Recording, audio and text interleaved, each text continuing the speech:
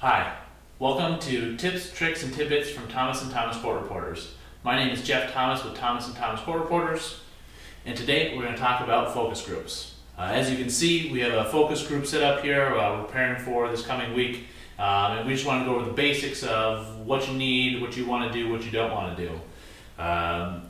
Focus groups are great for basic things like case development, all the way up to mock trials. You can develop facts, you can know whether a case is worth taking, determine whether an expert is needed or not, practice your voir dire, your openings, your closings. You can also work on the perception of your client, perception of your witnesses. It's all great stuff and really fascinating. Things you should stay away from are using a focus group to determine a dollar amount.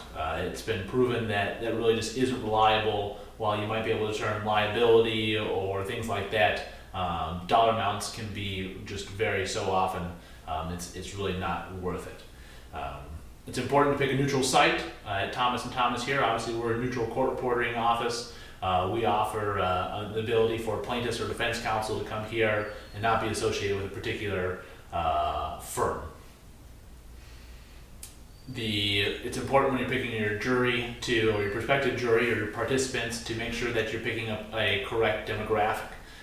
Make sure it's half women, half men. Look at your ethnicities, your ages, your political affiliations, races. When all these things are taken into consideration when who you're asking to show up. They shouldn't have a relationship with you, with your firm. They shouldn't be really friends of the office that can taint your jury pool and provide you bad information. It's important to ensure that you have confidentiality. Here at Thomas & Thomas, we have a confidentiality form that we make all the participants sign prior to starting. It's just great practice. Ensure that what you say here stays here. Food and snacks, we always provide food, snacks, and drinks. It keeps the participants happy, which in turn I think makes them more vocal and willing to participate.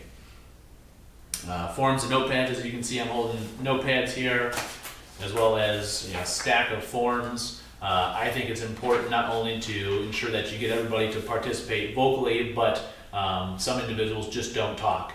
And so having a notepad that they can write notes on that you can keep afterwards, and or having a set of forms that you can develop over time and integrate throughout your presentation to get time captures and points in time where and how somebody's feeling that may not be vocalized during the session.